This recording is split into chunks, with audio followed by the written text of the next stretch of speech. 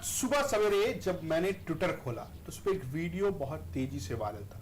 उस वीडियो में सचिन तेंदुलकर, पुराने सचिन तेंदुलकर जब वो इंडिया के लिए खेला करते थे, उनका एक बयान है, उनका एक पुराना वीडियो वायरल है जिसमें वो कह रहे हैं कि हम लोग एज ए टीम इंडिया खेलते हैं, यानी इंडिया के लिए हम एक टीम की तरह खेलते हैं। और उसके बाद शाम को जब दफ्तर में मैंने आपके सवालों की सूची खोली तो उसमें सवाल था कि क्या यूपी में टीम इंडिया जीतने जा रही है।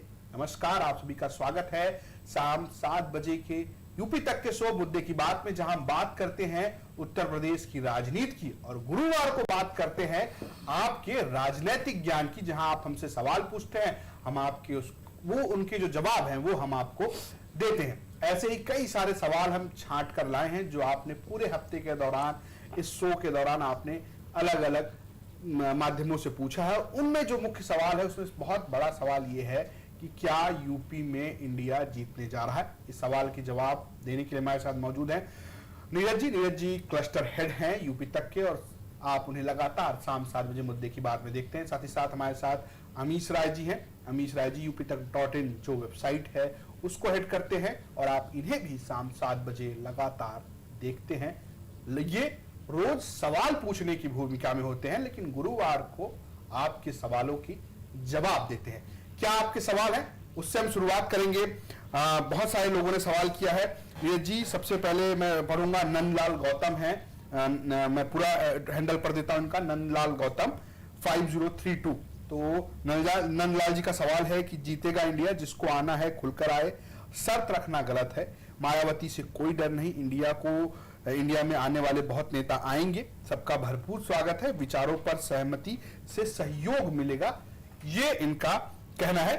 इसके अलावा और कई लोगों के सवाल है, उसमें सीजे चौधरी हैं 7378, वो कहते हैं कि I think again NDA will come back because third front like AIMIM BSP ETC will be helpful BJP. ये कह रहे हैं कि एनडीए लौट कर आएगा क्योंकि तीसरा मोर्चा जो बीएसपी और असदुद्दीन ओवैसी की पार्टी है AIMIM, वो पार्टियां अगर जुड़ेंगी तो वो कहीं ना कहीं बीजेपी को फायदा पहुंचाएंगी। इसके अलावा नंदलाल गौतम का इसी में एक और, जहां वो कह रहे हैं कि बिना मायावती के आना हो आए ना आए कोई फर्क नहीं पड़ता, वो ये भी कह रहे हैं कि बिना बीएसपी के गठबंधन अधूरा है क्या, ये इनका सवाल है। और भी कई लोगों के सवाल है, वो हम इस पे जोड़ेंगे, लेकिन उससे पहले नीरज जी पहला सवाल यही है आपसे, जो नंदलाल गौतम का सवाल है कि क्या इंडिया बिना मायावती के, मैं मायावती को पहले हटाता हूं, कि क्या आपको यूपी में आसार दिख रहे हैं इंडिया के कुछ?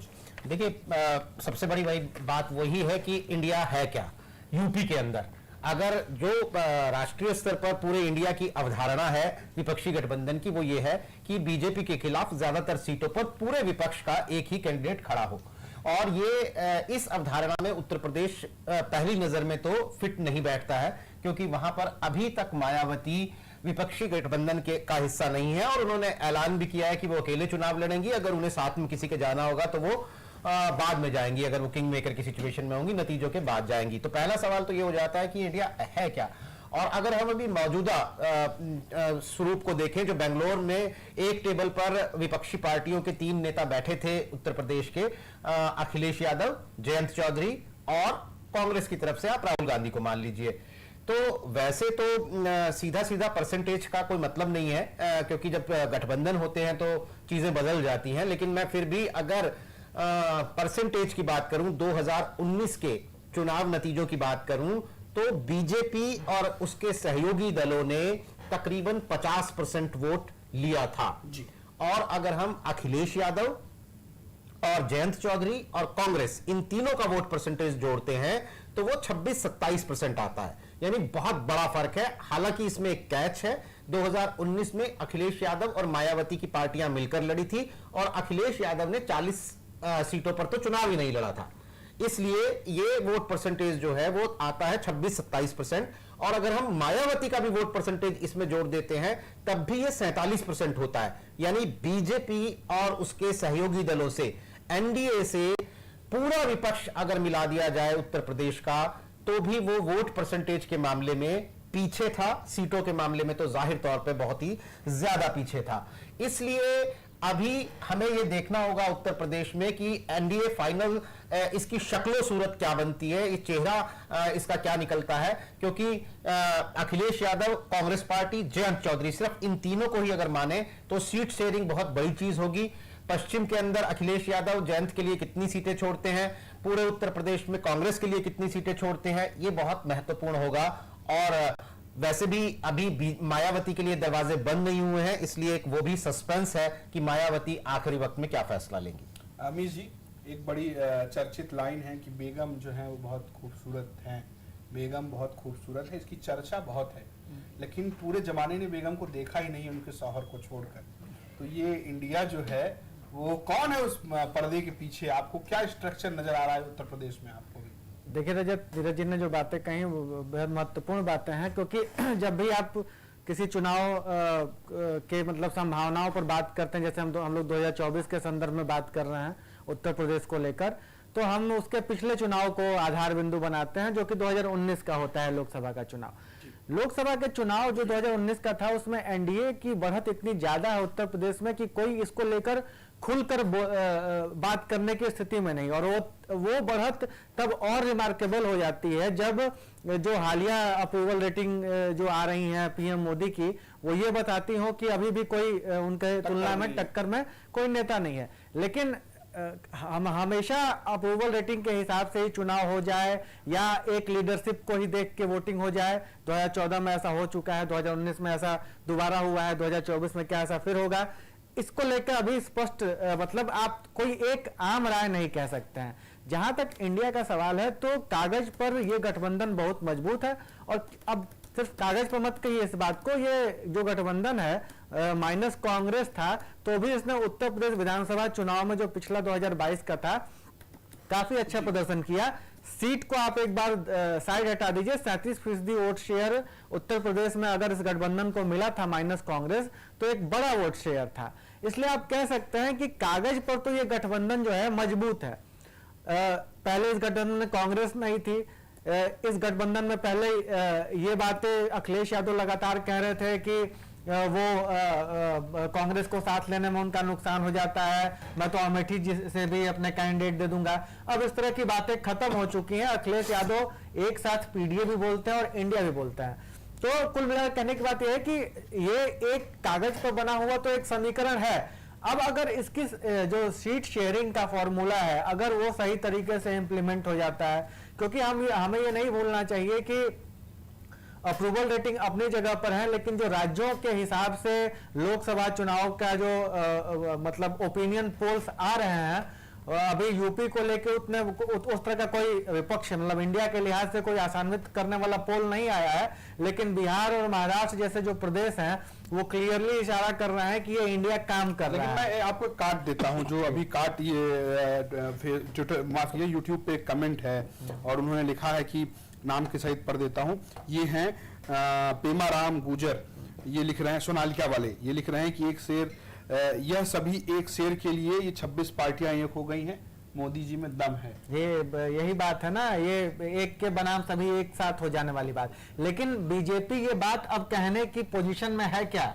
सवाल यह है कि जब विपक्ष 26 पार्टियों का गठबंधन दिखा रहा था, तो जेपी नड्डा 39 पार्टियों का गठबंधन दिखा रहे थे, जिसको अखिलेश यादव तंज कर रहे थे कि 39 में एक और जोड़ लेते तो मैं वो मशहूर कहावत कह देता, अली बाबा और 40 चोर वाली बात वो कह रहे थे। तो क्या बीजेपी अपनी इस ताकत पर बीजेपी को भरोसा है कि पीएम मोदी एक तरफ अकेले हैं और एक तरफ पूरा विपक्ष है? बीजेपी खुद भी तो ये मैसेजिंग नहीं करना चाह रही है ना।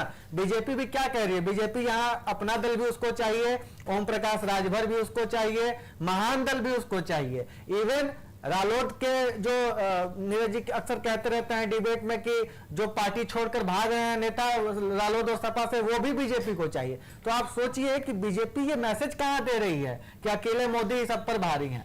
ये बात कहने सुनने की बातें हो सकती हैं, लेकिन कागज पर तो बीजेपी भी यही मैसेज दे रही है कि तुम्हारे 26 के बनाम हमारे 39 है। बिल्कुल नीरज जी, जो बात ये 26-39 की कर रहे हैं, आपको क्या लगता है कि ये एक शेर सब पर भारी नहीं है? नहीं, ये तो सिर्फ मुझे लगता है कि बीजेपी के नेता या कार्यकर्ता या बीजेपी के समर्थक ही अब कह सकते हैं। देखिए, खास बात है कि पिछले 5 साल में एनडीए गठबंधन जो था, जब आप नाम सुनते थे एनडीए तो आपके जहन में आता था बीजेपी।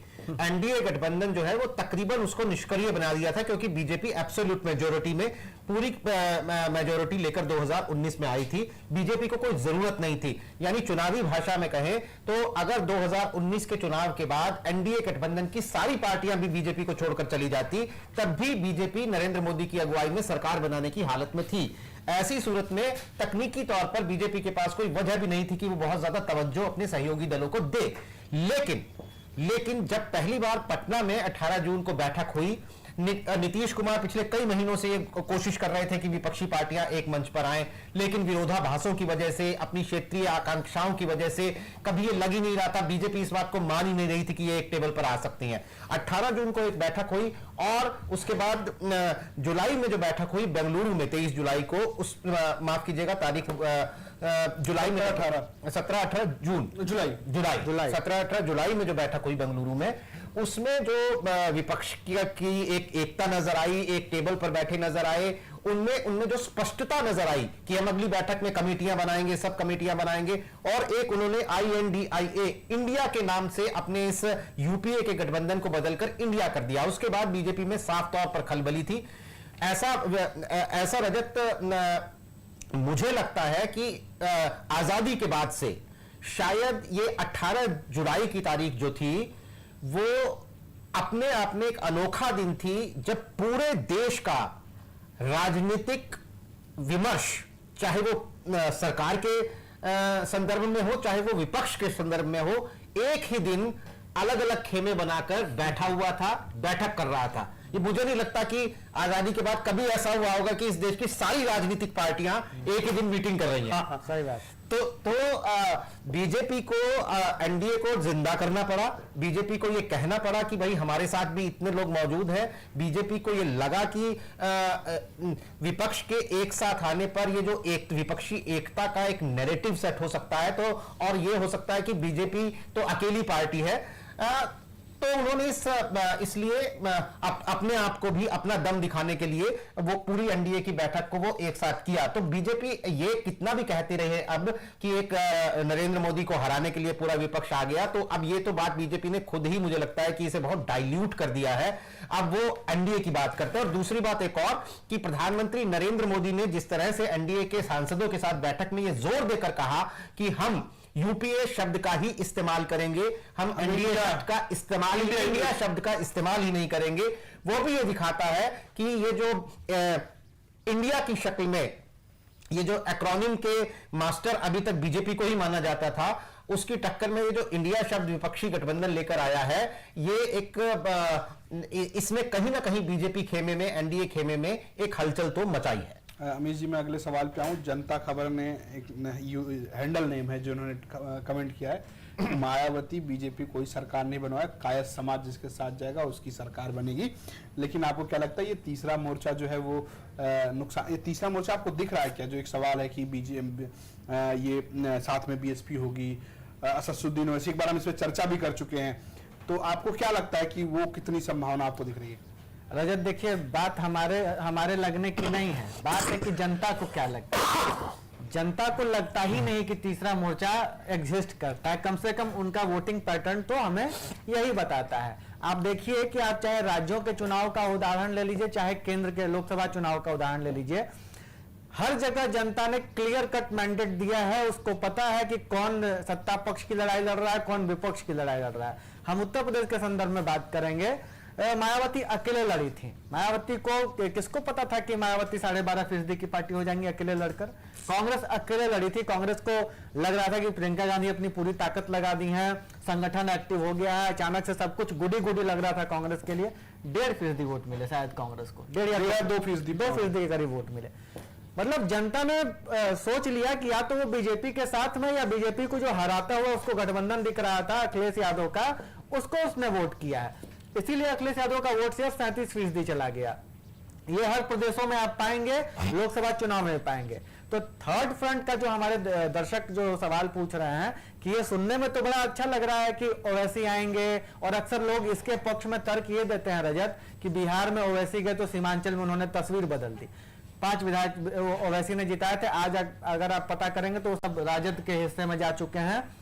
वो एक फिनोमिना था, एक कोई चुनाव था जिसमें सीमांचल में ओवैसी को वोट मिल गए, और वो भी सब कैंडिडेट, ज्यादातर कैंडिडेट के अपने वोट थे, कैंडिडेट के अपने वोट थे। लोग निकाय चुनाव का उदाहरण देते हैं, निकाय चुनाव में पर्सनालिटी के ऊपर वोटिंग होता है, मेयर का चेहरा कौन है, चेयरमैन का चेहरा कौन है, नगर पालिका अध्यक्ष का चेहरा कौन है, इसको लेकर वोटिंग होता है। ये कहीं से भी विधानसभा चुनाव या लोकसभा चुनाव के वोटिंग पैटर्न को नहीं दिखाता है। अभी उत्तर प्रदेश का जो वोटिंग ट्रेंड है, हम लगातार इस बात की बात कर रहे थे कि मुस्लिम वोट अखिलेश यादव को 85% से ऊपर मिला है, जो 2022 का विधानसभा चुनाव है। आप इसको उल्टा कर लीजिए, राजपूत और ब्राह्मण वोट बीजेपी को 90% के करीब मिला है। यानी ना लोगों का दिमाग बिल्कुल स्पष्ट है। ये सवाल कुछ एक लोगों के दिमाग में हो सकता है कि जनता किधर जाएगी। जनता का दिमाग क्लियर है कि जनता या तो विपक्ष के साथ में है या तो वो सत्ता पक्ष के साथ में है। अब पूरी लड़ाई इसी बात की है, विपक्ष को मतलब ख्वाब थोड़े नहीं है इंडिया बना लेने के, वो उसका पूरा ग्राउंड है कि विपक्ष के वोट बट न जाएं, इस वजह से वो इंडिया बना रहा है। और अगर आप मान के चलिए कि मायावती अपने इस फैसले के साथ अगर अंत तक कायम रह गई कि वो न एनडीए का साथ पकड़ेंगी न इंडिया का साथ पकड़ेंगी, तो उनको एक और बड़े पराजय अगर मिल जाए तो मुझे तो आश्चर्य नहीं होगा। ठीक है, एक कमेंट मैं लेता हूँ नीरज जी, सवाल भी कि कमेंट है कि ठाकुर ब्राह्मण बनिया मात्र 12% है और जाति जनगणना जब होगा तो ये लोग उजागर हो जाएंगे। आपको लगता है जाति जनगणना वाला मामला कुछ काम करेगा? नहीं, ये बीजेपी के लिए एक झटका है। इसमें तो पहली नजर में तो ये सीधे सीधे ये माना ही जाना चाहिए। और अगर हम बिहार की बात करें, जहां नीतीश कुमार ने इसे शुरू करवाया था, तो नीतीश कुमार की अपनी छवि के लिए भी और वहां पर विपक्षी गठबंधन के लिए भी ये एक बड़े बूस्टर डोज का काम करने वाला है। जातीय जनगणना पर बीजेपी बुरी तरह से फंसी हुई है। उन्हें क्रेडिट भी लेना है, उन्हें तोहमत भी नहीं लेनी है, क्योंकि वो जानते हैं कि उनके वोट बैंक पर इससे फर्क पड़ेगा, जो ये बात हमारे कमेंट में हमारे दर्शक कह रहे हैं। तो बीजेपी का इस पर जातीय जनगणना बिहार में, इसलिए बीजेपी ने कभी खुलकर विरोध भी नहीं किया जैसा बाकी जगहों पर वो करते रहे हैं। तो जातीय जनगणना पर बिहार में जातीय जनगणना होने के बाद साफ तौर पर विपक्ष को इसका फायदा मिलेगा, बीजेपी के लिए ये झटका है। हालांकि ये नतीजे जातीय जनगणना होने के बाद वो सामने आएंगे, उसके आंकड़े नहीं आएंगे, वो तो अभी आगे की बात है, वो टेक्निकलिटी है। लेकिन अगर परसेप्शन की बात करें तो ये बीजेपी को झटका है, विपक्ष को फायदा है। ये तो वैसा सवाल था जो हम सवाल लेकर आए। उसमें अगला जो सवाल है वो भारत जोड़ो यात्रा में चंद्रशेखर आजाद रावण को साथ लेकर चलने में फायदा होगा। ये बात दिव्यांश कह रहे हैं, वो कह रहे हैं कि चंद्रशेखर जो वोट पाएंगे वो बसपा से ही कम होगा, मुसलमान बसपा पर वोट नहीं करने वाला है, ये इनका कहना है। आपको क्या लग रहा है? ये पहले इसमें दो सवाल रेजी मैं आपसे लूंगा। एक तो भारत जोड़ो यात्रा वाला सवाल कि क्या आपको दिख रहा है कि भारत जोड़ो यात्रा पार्ट 2 कब से शुरू हो रही, कोई जानकारी है आपके पास? वो जरूर आप बताइए दर्शकों को। साथ ही साथ क्या उसमें आपको लग रहा है कि चंद्रशेखर आजाद शामिल होंगे या नहीं होंगे? देखिए, भारत जोड़ो यात्रा के बारे में कोई आधिकारिक तारीख नहीं आई है, लेकिन अब यह कहा जा रहा है कि शायद वो 2 अक्टूबर से शुरू हो सकती है। उसका एक सिंबॉलिक महत्व है। महात्मा गांधी की वो जयंती होती है, तो वहां से वो शुरू करेंगे और वो पोरबंदर से शुरू होगी, गुजरात से या फिर मणिपुर से। इसे लेकर भी एक उहापोह थी, लेकिन आज की जो ताजा स्थिति है उसमें कांग्रेस के नेता सूत्र ये कह रहे हैं कि अक्टूबर में शुरू होने का मतलब है कि शायद वो उसे मणिपुर से ही शुरू करना चाहेंगे, क्योंकि फिर मणिपुर की जो फिलहाल पूरे देश में जो मणिपुर एक बड़ी खबर के रूप में चर्चित है और केंद्र सरकार और राज्य सरकार की विफलता के रूप में मणिपुर एक चेहरा बना हुआ है। वो उस छवि को भुनाने के लिए, यानी एक राजनीतिक रूप से एक संदेश देने के लिए उसे मणिपुर से शुरू कर सकते हैं। लेकिन रजत, मैं बता दूं कि इसमें एक थॉट ये भी है कि अगर वो मणिपुर से शुरू होती है तो वो यहाँ मध्य प्रदेश, राजस्थान जैसे राज्यों में पहुंचेगी कब तक? कांग्रेस ये भी नहीं चाहती है कि वहां पर जब अक्टूबर और नवंबर में विधानसभा का चुनाव प्रचार पीक पर होगा, तब भारत जोड़ो यात्रा से मिलने वाला पॉलिटिकल इंसेंटिव वो वहां ना उठा पाए। तो ये अभी एक उहापोह की स्थिति है। तो भारत जोड़ो यात्रा लेकिन 2 अक्टूबर से शुरू होगी, आज की तारीख में हम यही कह सकते हैं। चंद्रशेखर, अब देखिए, भारत जोड़ो यात्रा पार्ट 1 और पार्ट 2 में क्या फर्क हो सकता है? पार्ट 1 में जाहिर तौर पर राहुल गांधी ने अपनी छवि एक सीरियस पॉलिटिशियन की बनाई और उसके बाद से राहुल गांधी की और कांग्रेस के लोकप्रियता के ग्राफ में बढ़ोतरी हुई है। भारत जोड़ो पार्ट 2 में हो सकता है कि आपको पूरा इंडिया नजर आए, भारत जोड़ो पार्ट 1 सिर्फ राहुल गांधी की और कांग्रेस की यात्रा थी और उसमें सिलसिलेवार तरीके से अलग अलग मौकों पर अलग अलग दिन लोग उसमें शामिल होते रहे और वो यात्रा चलती रही। लेकिन भारत जोड़ो पार्ट 2 में ये कांग्रेस के नेता भी अभी इस बात से इनकार नहीं कर रहे हैं कि वहां हो सकता है कि आपको 28-26 पार्टियों के नेताओं का एक जत्था जो है वो आगे चलता हुआ नजर आए। हालांकि इसमें एक कैच ये भी है कि क्या, क्योंकि वो राहुल गांधी के नाम से चिन्हित हो चुकी है भारत जोड़ो यात्रा, तो क्या विपक्ष के सभी नेता चाहेंगे कि वो राहुल गांधी की अगुवाई में सड़क पर दिखाई दे? लेकिन अभी इससे इनकार भी नहीं किया जा सकता है। आने वाले कुछ दिनों में इसका फैसला होगा। 15 अगस्त के बाद जो एक माना जा रहा है कि महाराष्ट्र में मुंबई में जो बैठक होनी है, शायद उसमें इस बात का फैसला हो कि भारत जोड़ो यात्रा में विपक्षी पार्टियां शामिल होंगी। अगर विपक्षी पार्टियां शामिल हो रही हैं तो चंद्रशेखर का उसमें शामिल होना उतना ही डाइसी हो जाता है जैसा उनका बेंगलोर में था। यानी उनको अगर विपक्षी गठबंधन अभी भी मायावती के लिए अपने दरवाजे खुले रखना चाहता है, क्योंकि लोकसभा चुनावों में अभी वक्त है और मायावती भी जो अपने तमाम पत्ते फेंक रही हैं वो विधानसभा चुनावों को के मद्देनजर फेंक रही है। राजस्थान, छत्तीसगढ़, तेलंगाना और मध्य प्रदेश के विधानसभा चुनावों के मद्देनजर फेंक रही हैं। तो ऐसी सूरत में मुझे नहीं लगता कि भारत जोड़ो यात्रा के मंच पर चंद्रशेखर को शामिल किया जाएगा। यानी वो एक तरीके से विपक्षी गठबंधन इंडिया का ही एक मंच बन जाएगा सड़क पर। तो हमें थोड़ा, मुझे लगता है कि मुंबई बैठक तक का तो कम से कम इंतजार करना होगा। अमित जी, जो सवाल ये हम कर रहे हैं चंद्रशेखर आजाद को लेकर, आपका क्या विचार है कि चंद्रशेखर को इसमें शामिल किया जाएगा और क्या चंद्रशेखर विकल्प है मायावती के? अभी की स्थिति में मैं फ्यूचर की बात नहीं कर रहा, मैं 2029 की बात नहीं कर रहा या 2027 विधानसभा की बात नहीं कर रहा, अगर आज की बात की जाए तो क्या वो मायावती के विकल्प है?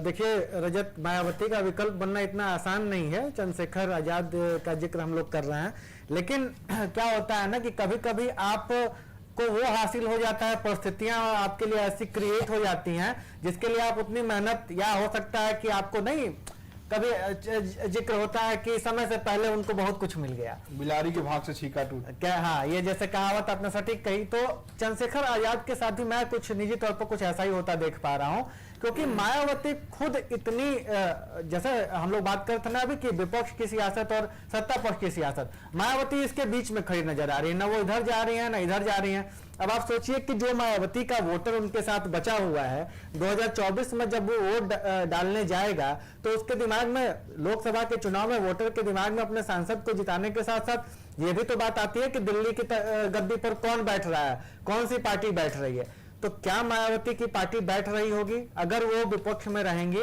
तो ये सवाल का, अगर वो मतलब ना विपक्ष के साथ है ना एनडीए के साथ है, तो ये सवाल अनुत्तरित है उनके वोटर्स के लिए।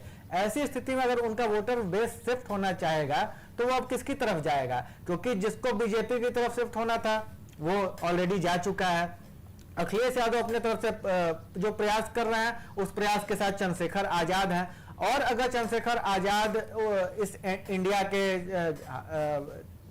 गठबंधन का हिस्सा बने रहे, जैसा कि वो हम लोग के साथ इंटरव्यू में कह चुके हैं कि अभी तो वो इसमें शामिल नहीं है। उनके कहने का आशय ये हो सकता था कि बेंगलुरु बैठक में उनको नहीं बुलाया गया, तो कैसे वो कहें कि वो उन्होंने ये भी कहा कि उन्होंने मुझे नहीं बुलाया लेकिन मैंने सारे इंडिया को दिल्ली में इकट्ठा कर दिया। तो ये और उनसे जब भी आप सवाल ये पूछते हैं कि प्रियंका गांधी के बारे में कहिए, राहुल गांधी के बारे में कहिए, तो उनको बड़ा भाई बड़ी बहन ही बोलते रहते हैं चंद्रशेखर। हालांकि बोलने को तो मायावती को भी अपना अग्रज, मतलब आप कह लीजिए कि अपने वरिष्ठ मानते हैं और कहते हैं कि वो उनको पता नहीं क्यों नहीं प्रेम करते, उनसे तो उनका पर्याप्त प्रेम है। तो बात वो है कि चंद्रशेखर आजाद को जो चीजें मायावती से गैप हो रही है, मायावती से छूट रही हैं, वो स्वतः मिल सकती हैं क्योंकि ऐसे समीकरण बन रहे हैं। लेकिन उसको आप ऐसे नहीं कह सकते हैं कि मायावती की जगह जो खाली हो रही है उसको पूरी तरीके से चंद्रशेखर आजाद भर देंगे।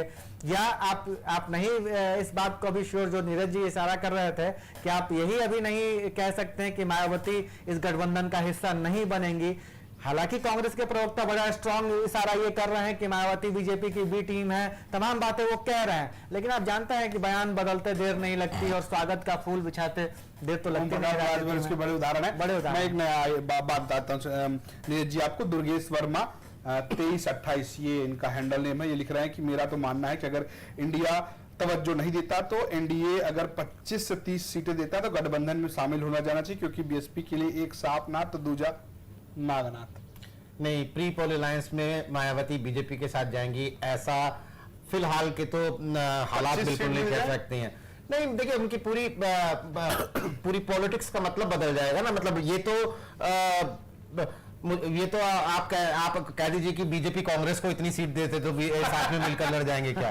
तो होने को कुछ भी हो सकता है जैसा अमीश ने कहा, लेकिन फिलहाल मायावती की सिर्फ उत्तर प्रदेश नहीं ना, तमाम पूरे देश में, देश के कई राज्यों में उनका स्टेक है। तो बीजेपी के साथ वो प्री पोल अलायंस में लड़ जाएंगी, इसके तो मुझे कोई चांस नजर नहीं आते हैं। ये बात अलग है, वो बीजेपी के साथ सरकार बना चुकी है उत्तर प्रदेश के अंदर, मुख्यमंत्री रह चुकी हैं, और अभी भी उन्होंने कहा है कि पावर ऑफ बैलेंस करने का मौका हमें मिलता है तो हम चले जाएंगे किसी के भी साथ, यानी उन्होंने एनडीए के साथ जाने से भी इनकार नहीं किया है। लेकिन प्री पोल अलायंस का मतलब अलग होता है, वहां तब जीत की गारंटी नहीं है ना, तब तो आप एक रिस्क ले रहे हैं, और वो जोखिम मायावती मुझे नहीं लगता कि मौजूदा हालात में उठाना चाहेंगी। अभी अगर मायावती के किसी गठबंधन में जाने के चांस बनते हैं तो वो दरवाजे खुले हुए हैं विपक्षी गठबंधन इंडिया के, या फिर मायावती कोई तीसरा ही विकल्प, तीसरा ही मोर्चा अपने साथ कुछ पार्टियों को लेकर खोले, तो एक वो हो सकता है। बट बीजेपी के साथ प्री पोल अलायंस के मुझे अभी फिलहाल उम्मीद नहीं लगती। महेंद्र सिंह ने लिखा है अमीश जी की अगर मायावती इंडिया में आ गई तो 60 सीटें जीत सकती हैं, मतलब ये बहुत ज्यादा नहीं लग रहा आपको? देखिए रजत, क्या है कि चुनाव का नतीजा तो अप्रत्याशित हो ही सकता है, चौंकाऊ हो ही सकता है, अक्सर होता रहा है। 2019 में हमारे एक हम लोग के शो के प्रोमिनेंट गेस्ट हेमंत तिवारी जी, वो कहते हैं कि हम लोग ये बात करते थे उत्तर प्रदेश के पत्रकार कि सूरज पश्चिम से उग सकता है लेकिन मायावती और सपा एक नहीं हो सकती हैं, लेकिन हुई तो ये कहा गया कि इससे सॉलिड गठबंधन तो कभी बन ही नहीं सकता है। उसका क्या हासिल रहा उस गठबंधन का? तो गठबंधन बनते रहे हैं सियासत में, वो फेल होते रहे हैं, पास होते रहे हैं। हमने 2004 का भी चुनाव देखा है, जब वाजपेयी जी के जो उनको सुझाव देने वाला मंडल था, एक से एक तुर्रम खान नेता थे उस सुझाव देने वाले लोगों, इंडिया साइन का नारा, उन्होंने अर्ली चुनाव का सुझाव दे दिया वाजपेयी जी को कि आप तो पॉपुलरिटी के उस रथ पर सवार हैं कि ये केवल जीत की तरफ ही बढ़ रहा है, और क्या हासिल हो गया उस नहीं। और 2014 में भी अमीश, जब अमित शाह आए थे 2014 के लोकसभा चुनाव में उत्तर प्रदेश में, और उस वक्त भले ही लोकप्रियता नरेंद्र मोदी की जो है वो बहुत ही आसमान पर थी, लेकिन आप लोगों को याद होगा कि यूपी में लोग तो गली कुछ में यही कहते थे ना, भैया ये गुजराती आए हैं, ये गुजराती देश भर में कुछ भी बेचते होंगे लेकिन यूपी इनको बेच देगा, ये कहां से, ये गुजरात से आकर कहां उत्तर प्रदेश का मर्म समझ लेंगे। और जब नतीजे आए, क्या नतीजा है? मतलब कि आप वो समझिए उससे पहले बीजेपी का सुपा साफ था यूपी में। बीजेपी बहुत सारे उदाहरण है।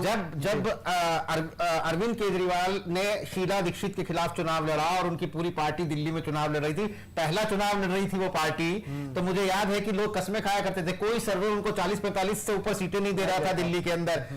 और इसके अलावा लोग कहते थे कि शीला दीक्षित के खिलाफ खड़े हो गए हैं, 15 साल से मुख्यमंत्री है। पूरा जिसे कहते हैं कि बिल्कुल पलटी मार देना पूरा चुनाव में, 63 सीटें जीतकर, अगले चुनाव में 67 सीटें जीतकर अरविंद केजरीवाल की पार्टी ने ये दिखाया दिल्ली में कि भैया चुनाव के नतीजे तो कुछ भी हो सकते हैं। आप ये नहीं कह सकते कि पिछला चुनाव इतना कामयाबी से इस पार्टी ने लड़ा था तो उसकी असफलता, उसकी नाकामी एक लेवल से नीचे नहीं आ सकती। आती है भैया, आती है। वो पंजाब में कांग्रेस का सुपड़ा साफ हो गया। आप 2014 की बात नीरज जी कर रहे थे, 2014 से पहले उत्तर प्रदेश में भाजपा 16% वोट शेयर की पार्टी हुआ, 16-17% वोट शेयर बीजेपी को मिला करते थे। और बीजेपी के बारे में कभी ऐसा नहीं कहा जाता था, मतलब जब से ये राइज ऑफ मायावती कह लीजिए या मुलायम सिंह यादव जब से ताकतवर 90s के जो मंडल बनाम कमंडल की जो सियासत वाली बात है, लेकिन बीजेपी 16% पार्टी से 50% की पार्टी 1-2 साल के भीतर बनी है। 2012 का वोट शेयर बीजेपी का उठा के देख लिए, जब अखिलेश यादव को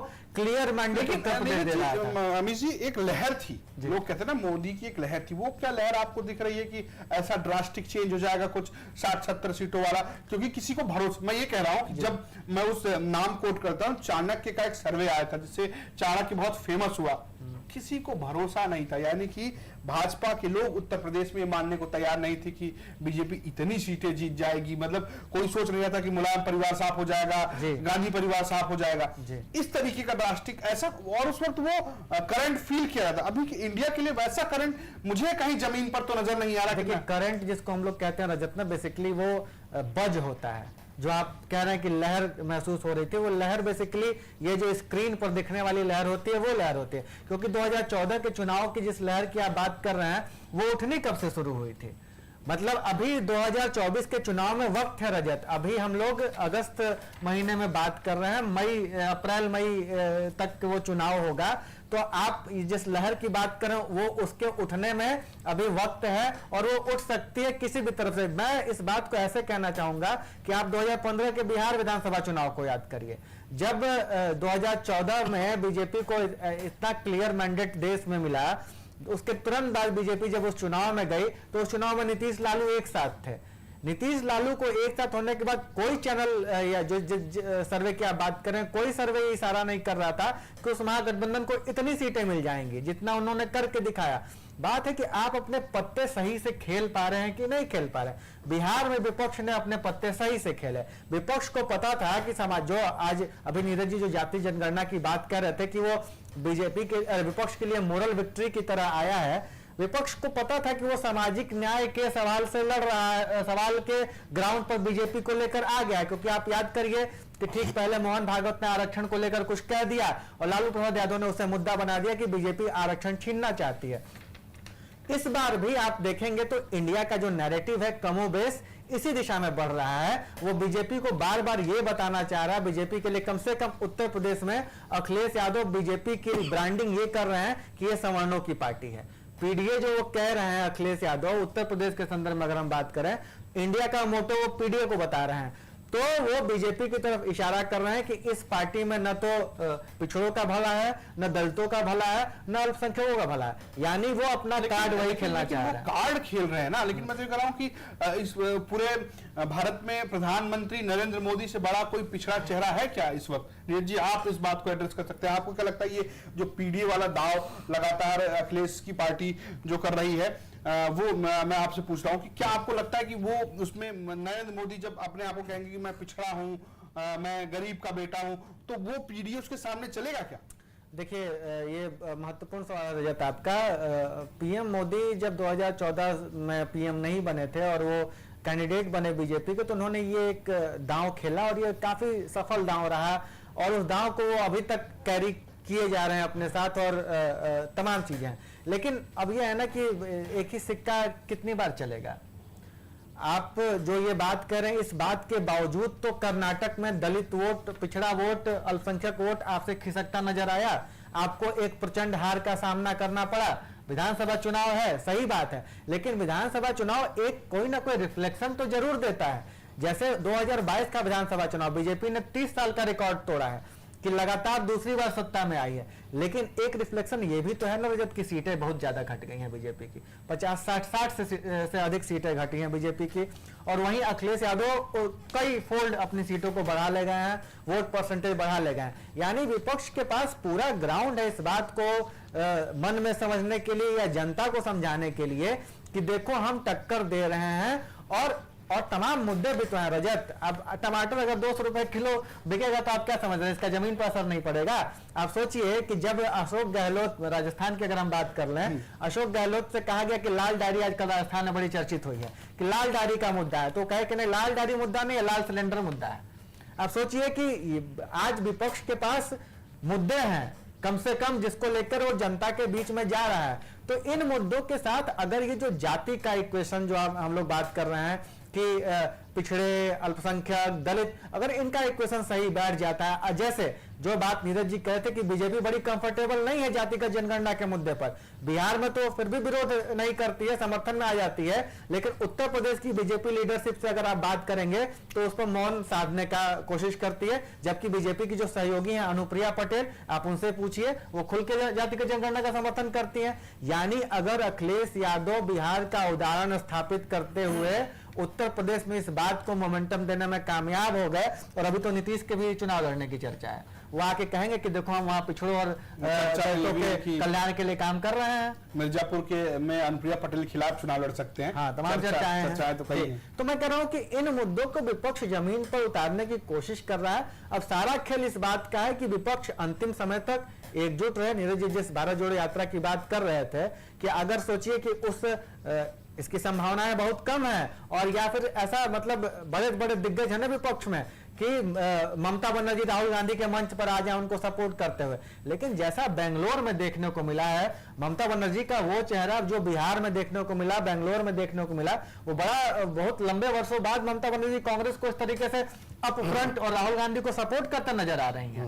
मतलब उन्होंने खुलकर कहा कि राहुल जी हैं हमारे लिए, ये लालू ने तो यहां तक कह दिया कि आप बारात लेके हम लोग बाराती बनने के लिए तैयार हैं। बल्कि अरविंद केजरीवाल की जो नाराजगी थी पहली बैठक के बाद, खबरें तो यह है कि उस नाराजगी को दूर करने के लिए ममता बनर्जी ने पुल का काम किया। यस, उन्होंने मीडिएट किया आम आदमी पार्टी और कांग्रेस में। आप सोचिए बड़ी चीजें बदल रही हैं। अब विपक्ष इसको कितना मेटलाइज करा ले जाता है, इस पर चैलेंज होगा। आपका जो बेसिक सवाल था कि नरेंद्र मोदी सबसे बड़े पिछड़े नेता के तौर पर सामने आ रहे हैं, तो देखिए भारतवर्ष की राजनीति में तमाम पिछड़े नेता बने, अपने उरूज पर पहुंचे और फिर ढलान पर भी पहुंचे। ये कोई नई बात नहीं है, कोई नया चेहरा होता। कन्हैया का चेहरा अब आप देख रहे हैं कहां से शुरू हुआ था, लेफ्ट से कांग्रेस में चला आया। अभी हम आपका ही सवाल था कि क्या मायावती को रिप्लेस कर देंगे चंद्रशेखर आजाद। कभी किसी ने सोचा था कि ये सवाल मायावती को फेस करना पड़ेगा कि दलित आइकन उनसे बड़ा कोई और हो सकता है, लेकिन आज ये सवाल खड़े हो गया ना। तो वैसे ही कोई चेहरा बड़ा हो कब छोटा हो जाता है, छोटा चेहरा कब बड़ा हो जाता है, तो जनता तय करती है। अच्छा, कुछ सवाल जो है वो मैंने लेता हूं, उसके बाद थोड़ा आखिरी सवालों की तरफ भी बढ़ेंगे। राजकुमार ने लिखा है, राजकुमार DL10OI कि मेरा मानना है कि इंडिया गठबंधन का कोई मतलब नहीं है, इनका विचार किसी से मेल नहीं खाता, बहन जी के बिना कोई सरकार नहीं बन रहा, बीएसपी जिंदाबाद, ये इनका कहना था। अविनाश हैं, अविनाश वो लिख रहे हैं कि चंद्रशेखर आजाद एसपी कांग्रेस का बलि का बकरा है, यानी कि वो ये आरोप लगा रहे हैं कि चंद्रशेखर आजाद जो है वो समाजवादी पार्टी और कांग्रेस के लिए एक ढाल है। वही जितेंद्र कुमार लिख रहे हैं, जितेंद्र कुमार है यूपी की मजबूरी है, बीएसपी जरूरी है, जिसकी जितनी संख्या भारी उसकी उतनी हिस्सेदारी। यानी कि वो ये कहने की कोशिश कर रहे हैं कि जो हम चर्चा कर रहे थे इन सवालों के आपको शायद जवाब मिले होंगे कि मायावती का इंडिया में रहना कितना फायदेमंद है और कितना नुकसानदायक है। इसके अलावा सीजे चौधरी लिख रहे हैं, सीजे चौधरी 3178 कि इनका अब की बार लोकसभा में खाता नहीं खुलेगा। वहां तो शुक्रिया अदा करें अखिलेश का, जिन्होंने 2019 में 10 जिनकी वजह से 2019 में 10 सीटें पाई। अब बीएसपी में सिर्फ जाटा हुई बचा है, एएसपी में शिफ्ट हो रहा है, खेल खत्म है। ये इनका एनालिसिस है चौधरी जी का कि जो 10 सीटें मिली हैं वो भी चली जाएंगी अगर वो गठबंधन में नहीं जाती है। इस चीज का जवाब अमीर जी ने भी थोड़ी देर पहले दिया था। इसके अलावा ऋषिकेश गौतम 9495 है 9495, उन्होंने कहा कि बहन कुमारी मायावती जी को चाहिए कि तीसरा मोर्चा बनकर प्रधानमंत्री की दावेदारी पेश करें। ये दावेदारी वाला बात तो नीरज सर आप बताइए कि आपको क्या लग रहा है? वो ऐसा लग रहा है जिस हिसाब से बताया जा रहा है कि मैं चंद्रशेखर को पढ़ा तो मुझे लगता है कि उस समय तो मौका भी था कि कोई तीसरा मोर्चा बना के दावेदारी पेश कर ले। अभी तो इस पूरे माहौल में तो नजर नहीं आता। मायावती कोई तीसरा मोर्चा बनाकर, फिलहाल पहली बात तो है कि उस तीसरे मोर्चे के लिए पार्टियां हैं कौन कौन सी मौजूद, क्योंकि ज्यादातर पार्टियां अपना स्टैंड क्लियर कर चुकी हैं कि वो या तो एनडीए का हिस्सा है या इंडिया का हिस्सा है। तो अब उनके लिए तीसरा मोर्चा बनाने के लिए कौन कौन सी पार्टियां बचती हैं? केसीआर एक है तेलंगाना में, केसीआर है, जगन वो वैसे तो बीजेडी जगन रेड्डी ये भी अभी, लेकिन ये तो अक्सर बीच में खड़े रहते हैं और जिधर सत्ता का रुख रहता है ये उसी तरफ जाते हैं, इसलिए ये तीसरे मोर्चे में शामिल होंगे, उसकी कोई उम्मीद नहीं लगती है। और दूसरा, मायावती फिलहाल जिस स्थिति में है, हालांकि उनके 10 सांसद हैं, इस बात से इनकार नहीं किया जा सकता, लेकिन पिछले विधानसभा चुनावों में उनका जो प्रदर्शन रहा है वो अपना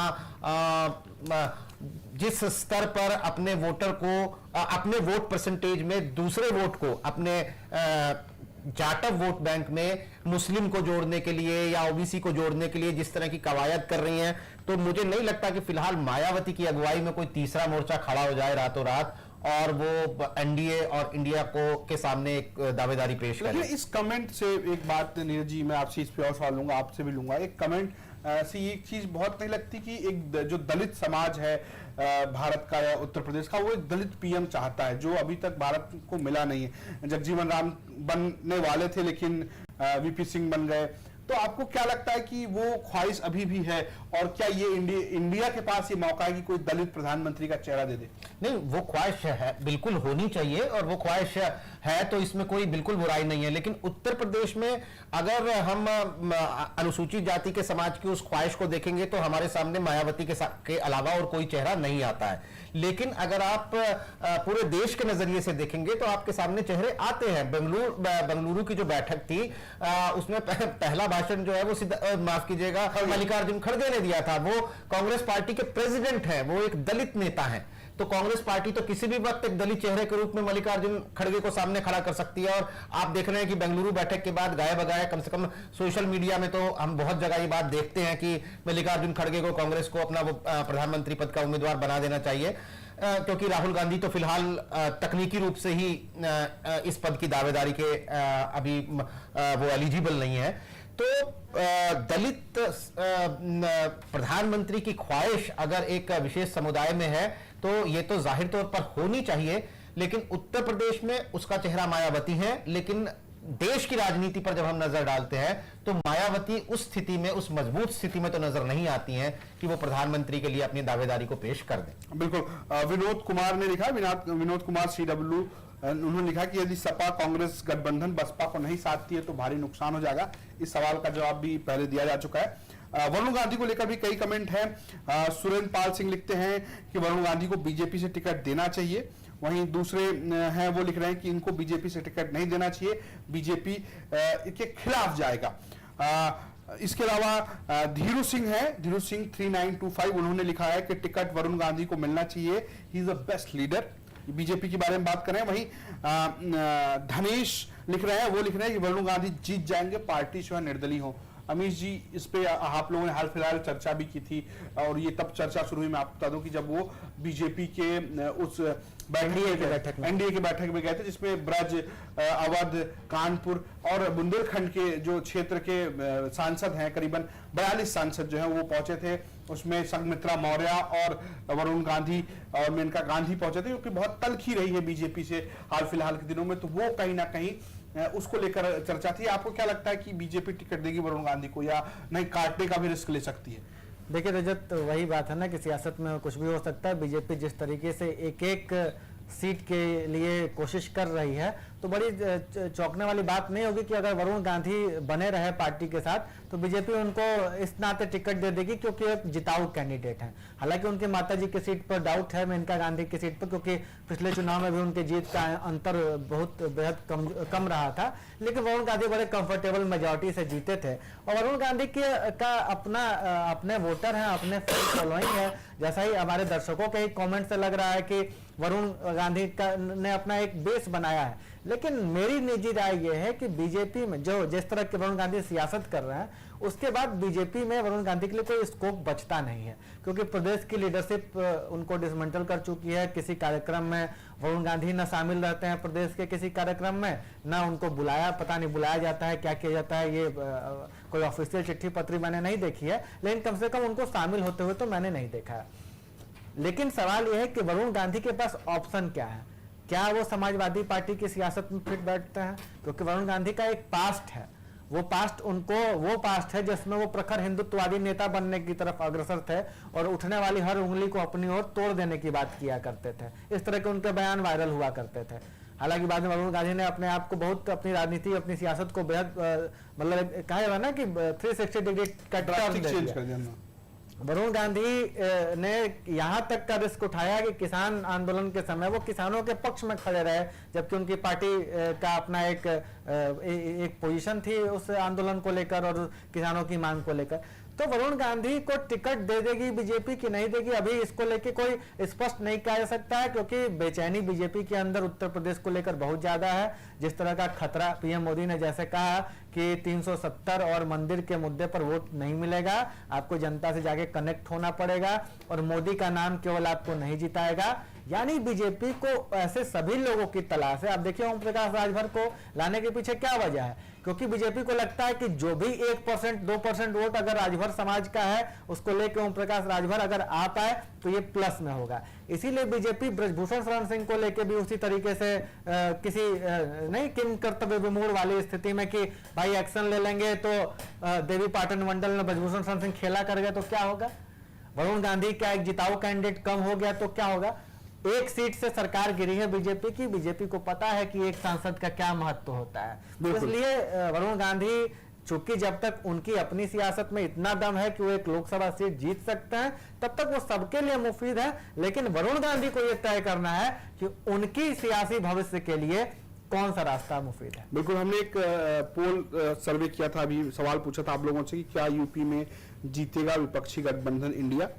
हाँ कहने वालों की संख्या 74% है और ना कहने वालों की संख्या 26%, जो अभी इस चर्चा में लोगों ने अपना पोल देकर अपना एक तरीके से मत जताया है।